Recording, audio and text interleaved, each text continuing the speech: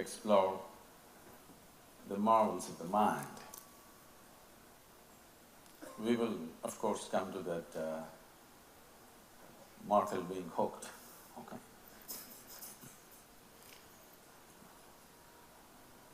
No? Did I get it? The hook shot. Yes. When we say the mind, we need to understand this in the evolutionary process of life, the way it's happened. You know, Charles Darwin went about explaining that what was a goat became a giraffe and took so many million years. What was a pig turned into an elephant and it took so many more million years. But what was a monkey became a human being rather quickly. Yes, so quickly that today anthropologists think that there is a missing link. I thought there was some kind of a missing link at the door a little while ago.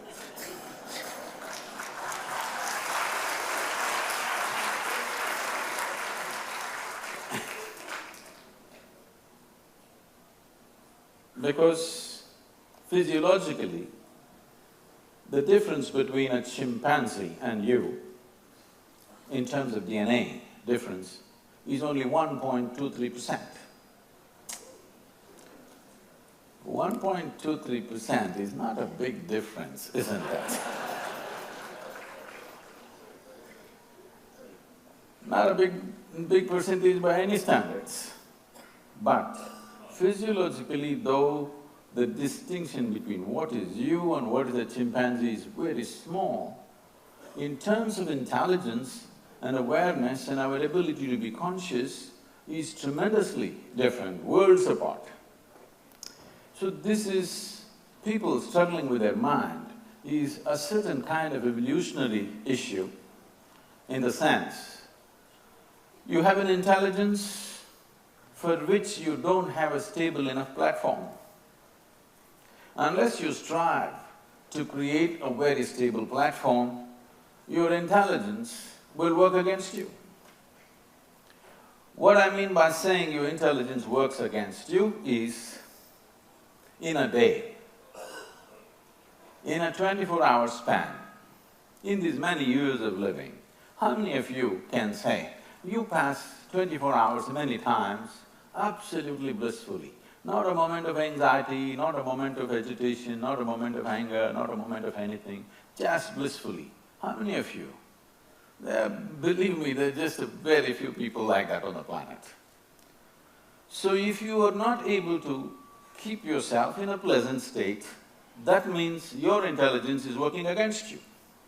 You may give it all kinds of names, you may call it stress, you may call it anxiety, you may call it fear, you may call it whatever, especially in your industry, everybody claims that they have a right to be stressful.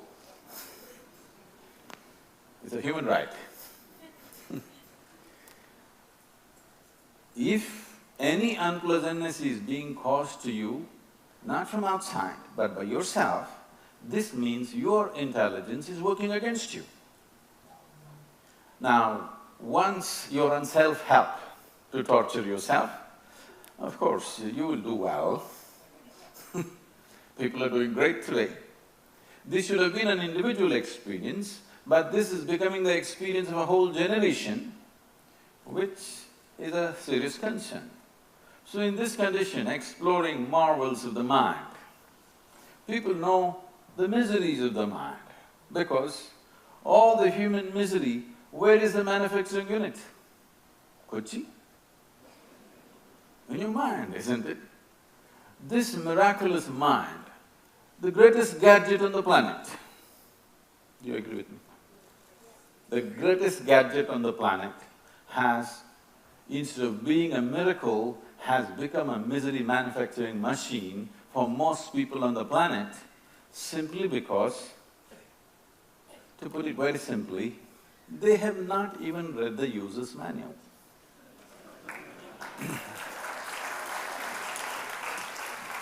A highly sophisticated computer Even your supercomputers are just a drop out of this.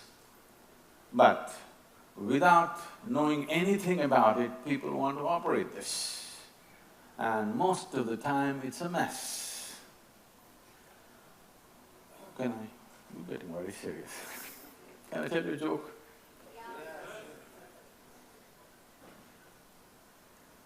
On a certain day, it happened, a lady went to sleep. In her sleep, she had a dream. In her dream, she saw a hunk of a man standing there and staring at her. And he started coming closer and closer and closer. He came so close, she could even feel his breath. And she trembled, not in fear. And she asked, "What will you do to me?" The man said, "Well, lady, it's your dream."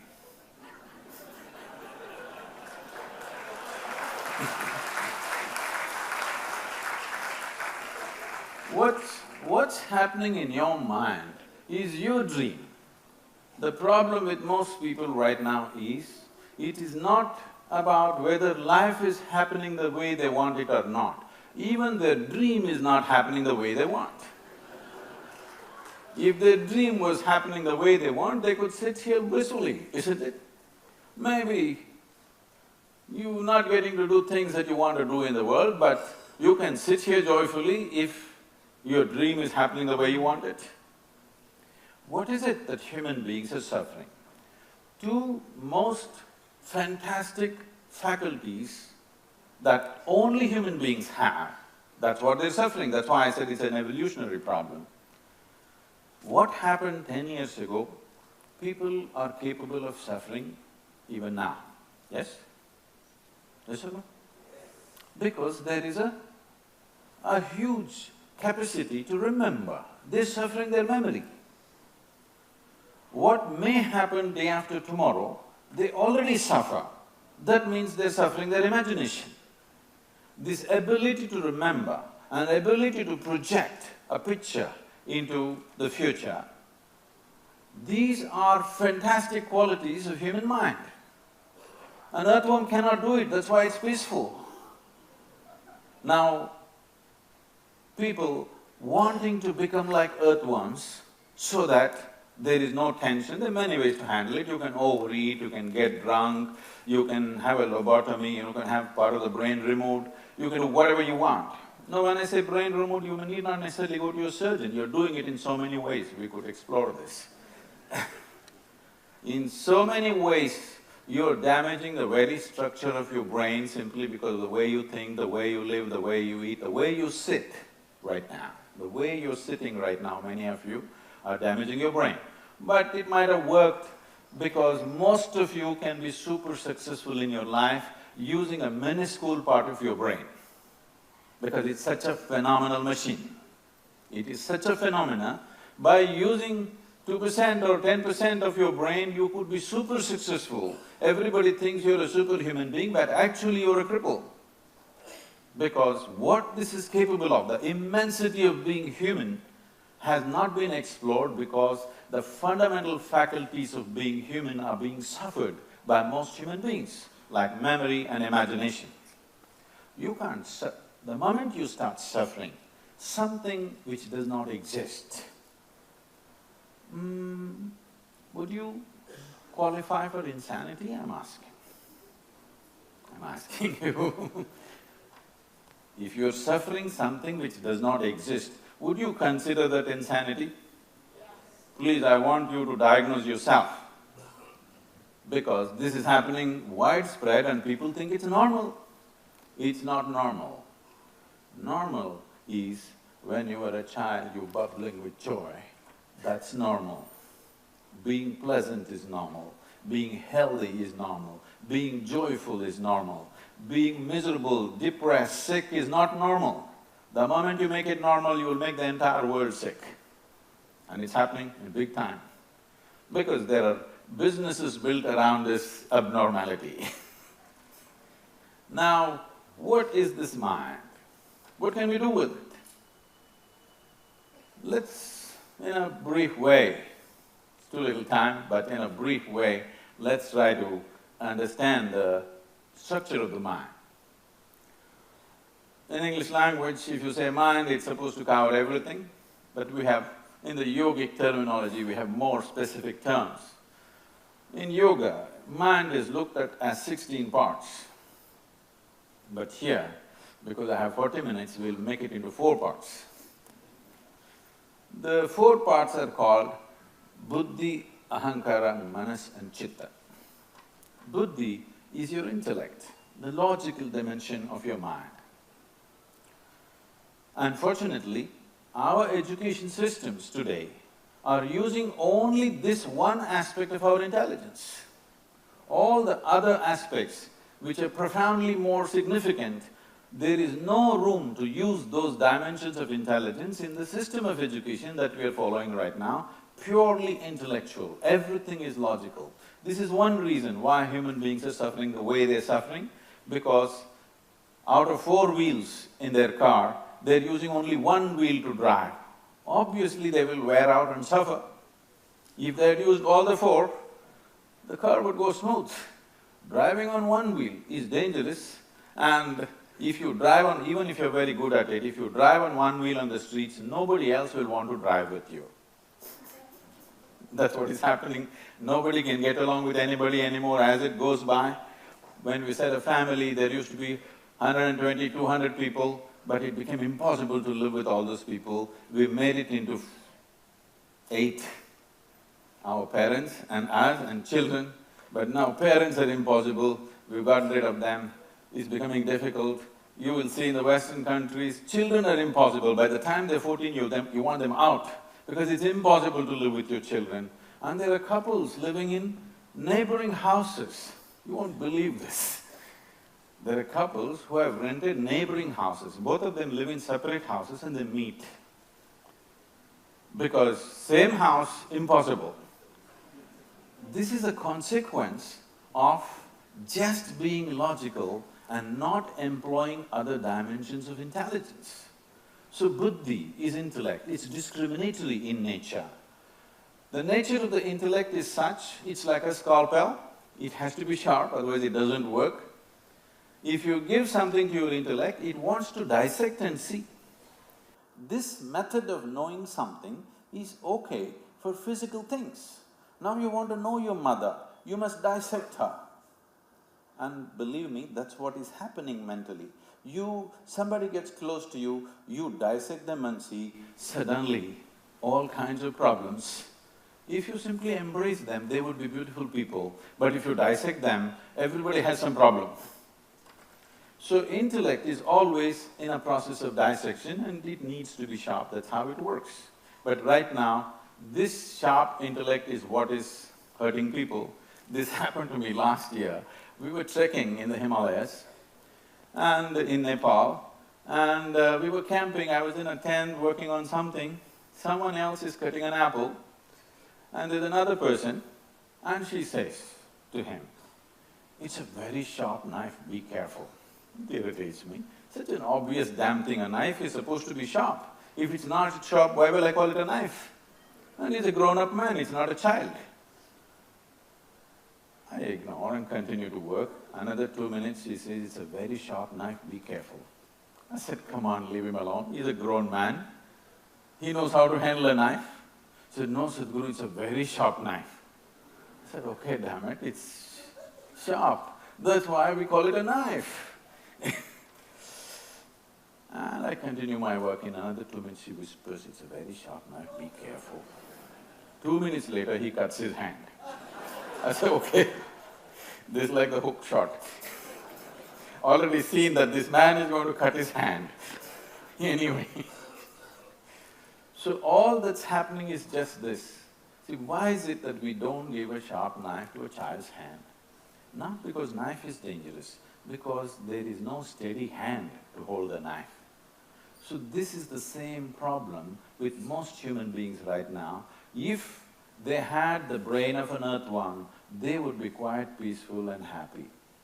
But now, the human brain, too sharp, all the time they're cutting themselves up. See, People come to me and say, Sadhguru, I can't stand this, my mother-in-law is so horrible, my husband, I can't do it, my wife, impossible, she is my boss. I say, you come, if you stay here in the ashram, I will make sure your mother-in-law, wife, husband, boss, nobody enters this place. I'll give you a nice place to stay, good food to eat, nothing to do. Just random, whenever I feel like it, I'll come and check. When I check, you must be joyful. If you're miserable, I don't believe in feeding misery. Only condition is you must be joyful, we'll take care of you for life. Oh, you leave them alone for 24 hours, they go crazy. When you're alone, if you're suffering, obviously you're in bad company, isn't it?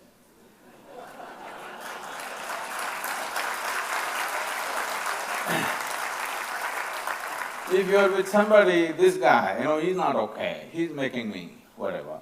Alone and suffering means what? You are in bad company, needs fixing, isn't it? So intellect, unfortunately, has gotten too much attention, other dimensions of intelligence ignored. The next aspect of our mind is referred to as ahankara. If you say ahankara in today's world, in English people translate it as ego. It's not ego, it's identity. Without an identity, your intellect will not know how to discriminate. Its basic ability to discriminate will be lost if you have no identity. So, instantly, as you're born, when you start looking around in the world, you start taking identity. Various kinds of identities. Let's say being here in the country, I mean in India, not God's country, okay. We're identified as Indians. Suddenly everything in India looks great. Across the border, doesn't seem nice. I was in conversation with one of the film stars and Sachin was still in play at that time. And he said, Sadhguru, tell me, Sadhguru, how can our Indian cricket team beat Pakistan? I said, Indian cricket team should not try to beat Pakistan, they have to just learn to hit the ball. Why do you want to beat Pakistan? You just have to hit the ball. If you want to beat Pakistan, obviously, you will hit in the wrong place and it won't work. So this is the entire thing. The thing is the identity. The moment you're identified with something, your intellect naturally works around that. That is the nature of the intellect, that is the purpose of the intellect, to protect the identity, because identity is very important for your survival process. But once you're human, survival is not good enough. You have to survive, but survival is never good enough. Eating, sleeping, reproducing and dying one day somehow is not enough for a human being. Just look at this. If you were here like any other creature, stomach full, life would be settled. Once you're here as a human being, stomach empty, only one problem. Stomach full, 100 problems. Because the nature of the human being is such that survival process is not going to fulfill us. So identity must be held loose, that when we are doing something for a certain purpose, we need the identity, we go at it like our life depends upon it, but we must be able to keep it aside. In yoga we say, you must wear identity like a loose piece of cloth.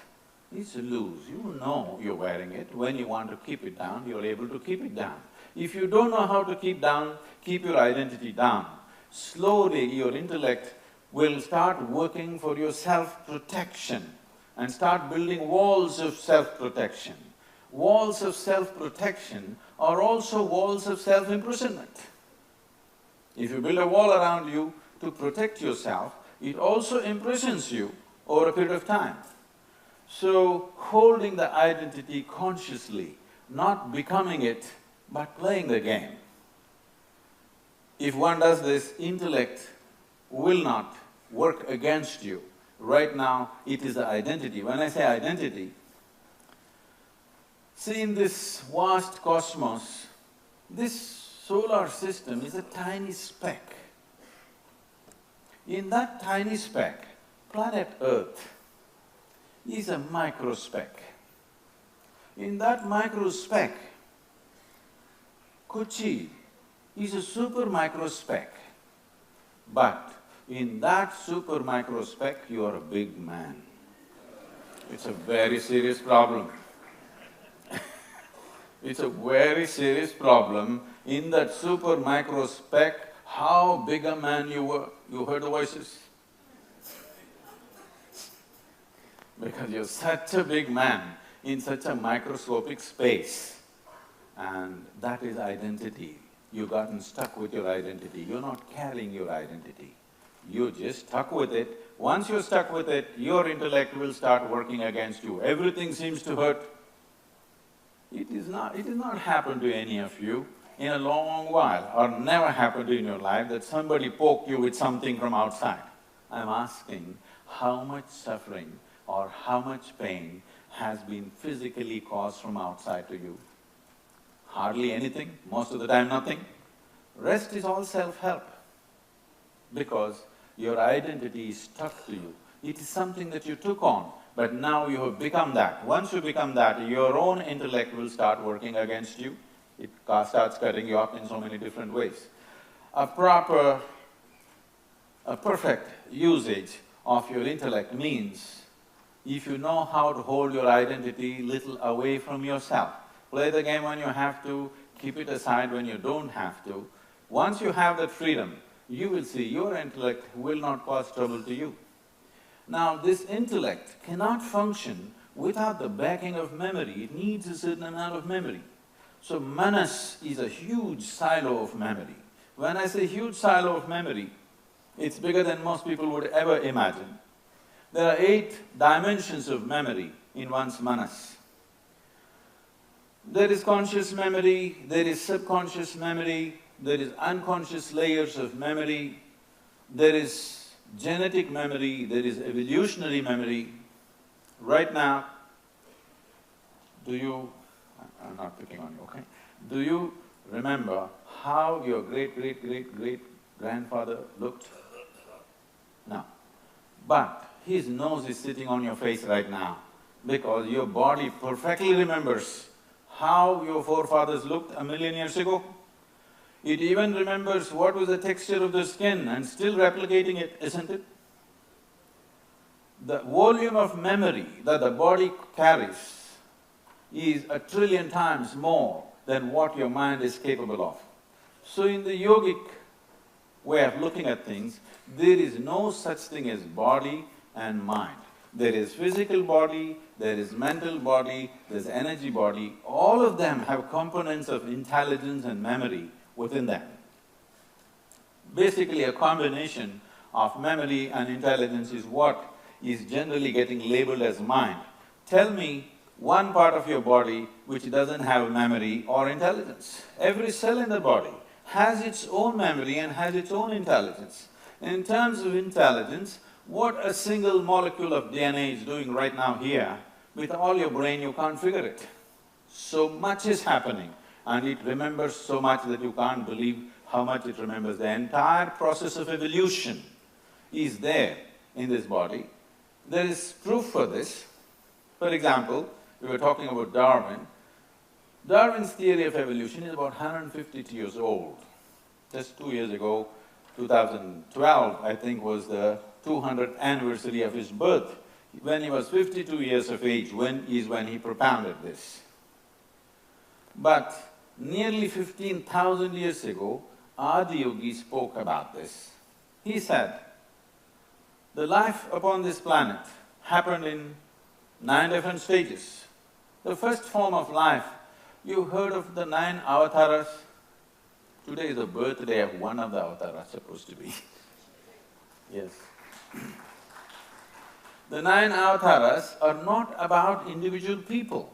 This is the development of life upon this planet. He said the first form was fish or Matsyavatara, the second form was a turtle, Kurmavatara, the third one he skips all the smaller life and comes to mammals.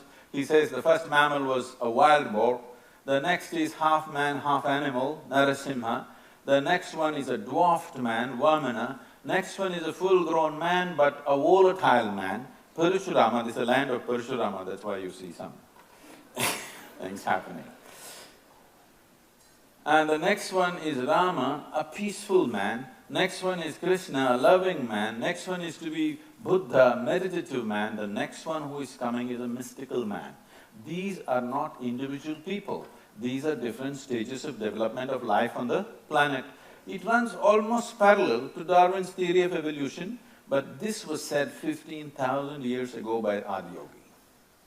This is not by studying the Galapagos Islands, this is by looking inward, because the entire evolutionary memory is there in this body if you look at it closely enough.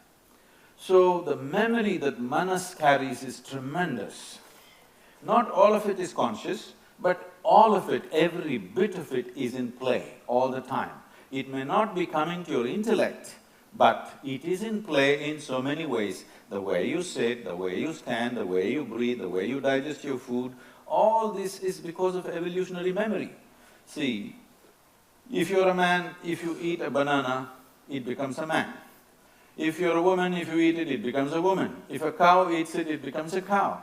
This is because of a certain type of memory that this body carries. Whatever you put into this becomes a masculine body. Whatever she puts into it, it becomes a feminine body. Whatever you put into a cow, it becomes a cow's body. It is only memory.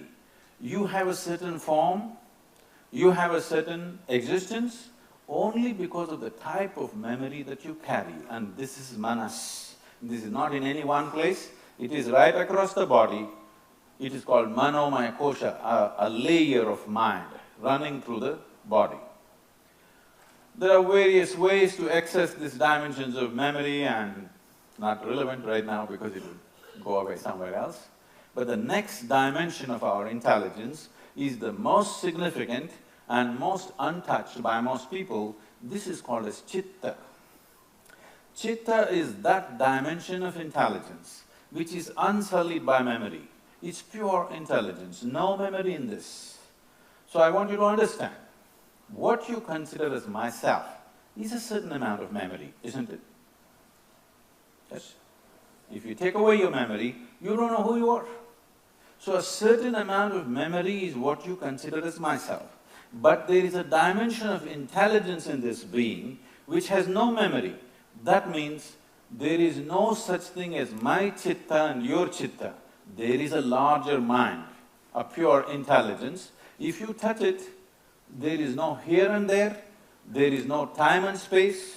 Many human beings might have touched this accidentally here and there in their life because of a certain level of involvement or engagement or focus, but the important thing is to consciously access this dimension, because if you access the dimension of intelligence beyond the states of memory, then you are not subject to the loss of physical spaces, because all physicality happens because of memory. It's only because of a certain memory everything has taken a certain form and a certain shape and a certain physical existence. So once you touch a dimension of intelligence which is beyond memory, you are beyond physical form. If you are beyond physical form, time and space doesn't matter. In a sense, you're sitting here right now, if suppose you did not have a body, does it matter we sit here for 1 hour or 1 millennia, I'm asking? Only because you have a body, it's keeping time. It is keeping time in so many different levels. But if you did not have physical nature, time and space wouldn't mean anything to you. So the moment you access this intelligence, what is here is there, what is there is here, what is now is then, what is then is now. There is no such thing as past, present and future. Past, present and future have come into existence only because of your enslavement with the memory that you are. If there is no memory, or if you transcend the silo of memory which we call as manas, there is no such thing as past, there is no such thing as present, there is no such thing as future. It's a certain continuum of time. You move into an eternal space. So a hook shot that's going to happen day after tomorrow, already it is. It's wonderful that a game could make somebody touch their chitta for a moment, but I live my entire life like this. It takes a certain, what to say, knowing exactly what's going to happen tomorrow to still play the game today. It takes a certain thing. Otherwise, you cannot access it. Most people, if they know their tomorrow, they will destroy their today. Yes? If they know their tomorrow, if anyway, suppose you know you're going to score a century, you won't go for practice? You won't play the game? You think it's going to just happen out of no balls? But to know what's going to be next moment and still to play this absolutely, with total involvement, unless you develop that in your life, that your involvement is not subjective to what's going to happen and what's not going to happen. Whatever you're doing, you're 100% involved. If you bring this one quality, the possibility of touching one's chitta or teaching you even methods to touch your chitta becomes a possibility. With most human beings, this is the only problem. They have already decided what is important, what is not important, what needs their attention, what does not need their attention. No. If you can do everything with the same… everything that you have, okay? Whether it's a simple thing or a big thing, it doesn't matter. If you know how to do everything with all you got, then we can teach you ways how to access chitta consciously, not once in a way, consciously every dimension of your life. And life becomes ease when you know what's happening. It's at a certain ease, everything you can do, but the moment you know what's happening, if you cannot give yourself totally, then life is gone today itself, before you die, you're dead. So the danger of knowing tomorrow is this, but before you really consciously access chitta, the other aspects of the mind anyway will mature you into… will anyway mature you by grinding you in so many different ways. So when we say mind, what aspect of the mind are we talking about? Today, unfortunately, we are entirely stuck with the intellectual dimension of our mind, and we think that's all mind is. This is a malice that you gathered from European philosophers, where they told you, I think so I exist. I'm asking you a simple question.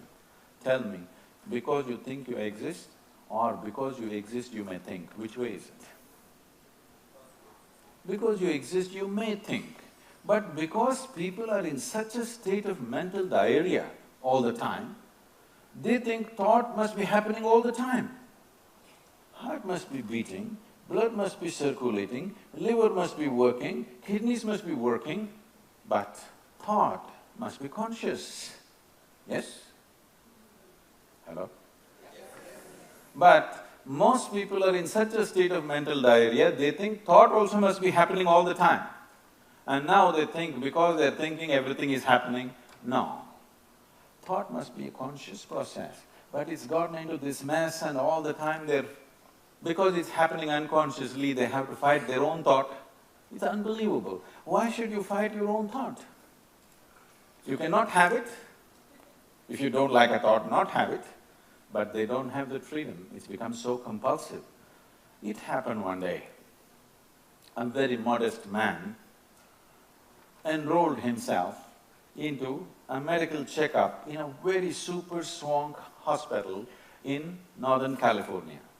These hospitals are made more luxurious than 7-star hotels, and you can go through the medical test at your own pace, not at the doctor's pace, at your own pace. 5 days, 7 days medical checkup, going through the entire process very slowly at your own pace. So he enrolled himself and he was going through this process.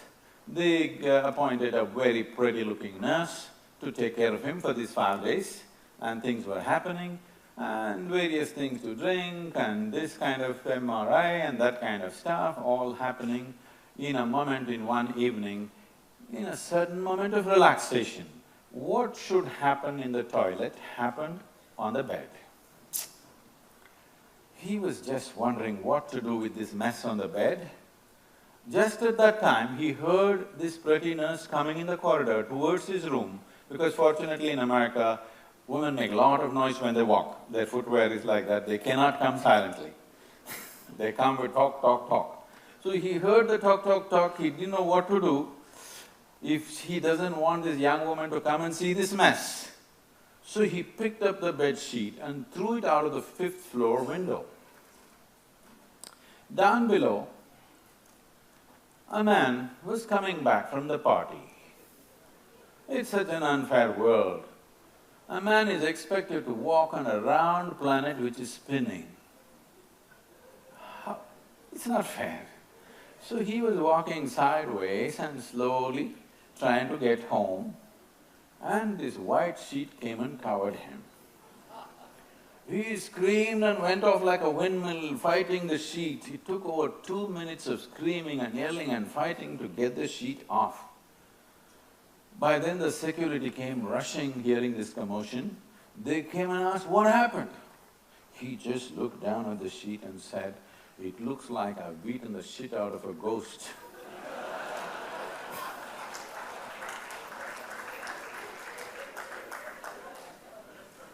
Now, if you fight a ghost that you created and you won, you gone cuckoo. Yes? You create the ghost, you fight and you win. And this exercise is going on all the time. All over the world, this has become a new profession, that people will teach you how to fight your own ghosts. Don't create it.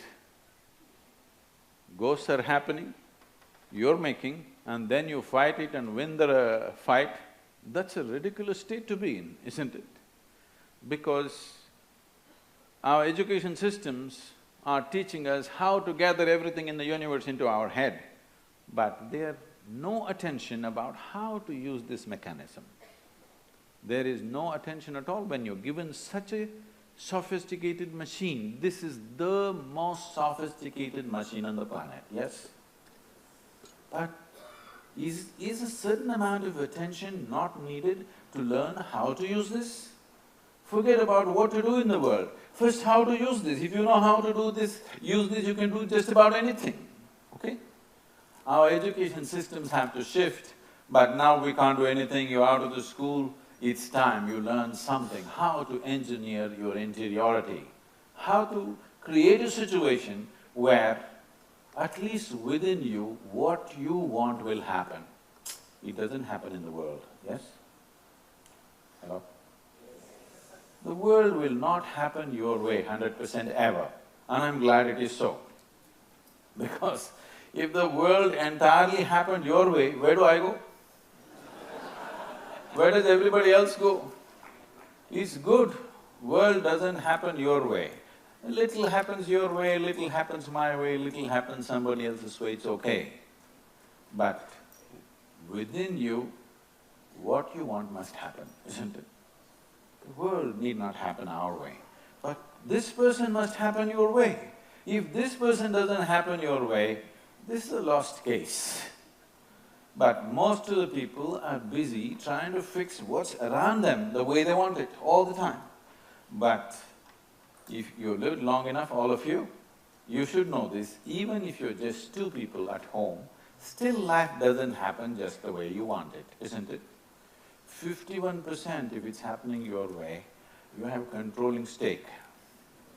If you try 100%, nobody will be with you. Nobody will live with you if you want 100% of everything your way, isn't it? So, life around you should not happen 100% your way, you're not liking it. No, I want everything my way. If it happens your way 100%, that means everybody has left you, you're on a deserted island.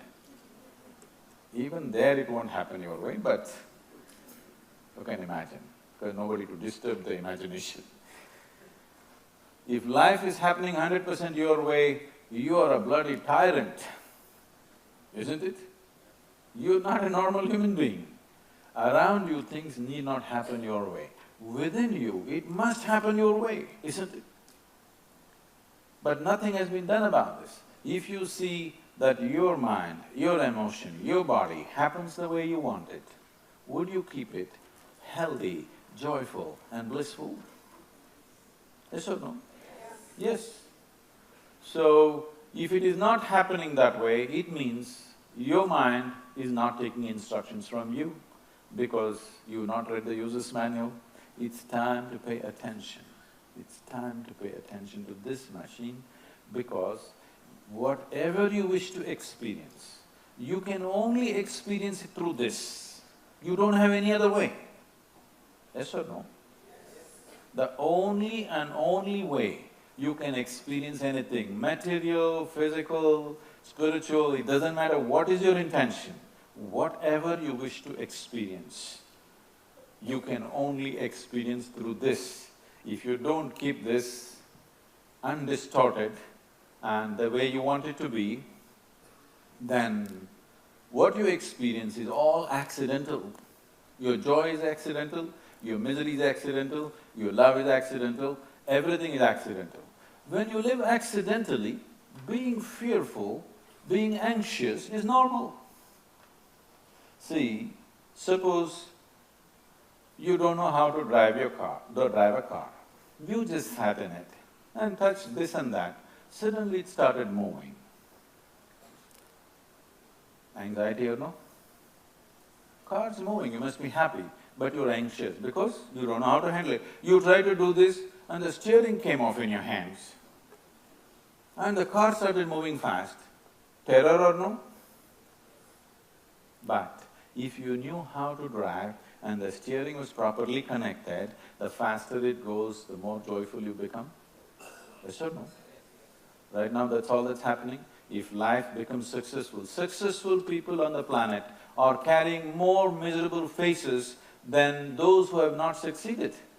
If you don't succeed, once you come to terms with your failure, at least you can take a walk on the beach. You're okay. But successful people are carrying miserable faces and sending a wrong message to the youth of the world, because if you send out a message that success is suffering, it may so happen the next generation may not seek success. A society which does not seek success is a disastrous society. Yes? Please, all of you successful people, you must send out a message, success is joy, it's the sweetest thing in one's life. Yes or no? Small thing or big thing, do you want to do it successfully or no? Because that is the sweetest thing, isn't it? So you must all send out a message, success has brought joy to you. If you show a joyful face, the next generation will seek success. Otherwise, they will go and smoke pot on the street.